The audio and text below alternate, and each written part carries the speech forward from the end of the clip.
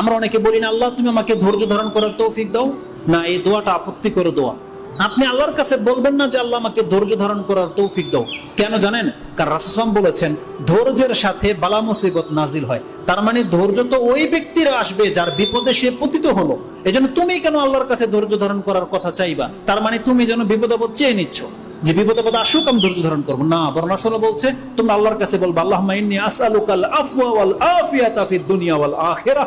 আল্লাহ তুমি আমাকে দুনিয়া এবং পরকালের সমস্ত বালা মুসিবত থেকে আল্লাহ তুমি মুক্ত রাখো। আমাদেরকে এই দোয়া করতে হবে। এজন্য আর যদি আমাদেরকে আল্লাহ বিপদ আপদ দিয়েই ফেলে, তখন যেন আমরা ধৈর্য ধারণ করতে পারি, সেটা আমরা আল্লাহর কাছ থেকে চাইবো। যে বিপদ যখন হয়ে গেছে, আল্লাহ সেটাকে মেনে নেওয়ার তৌফিক তুমি আমাকে দান করো।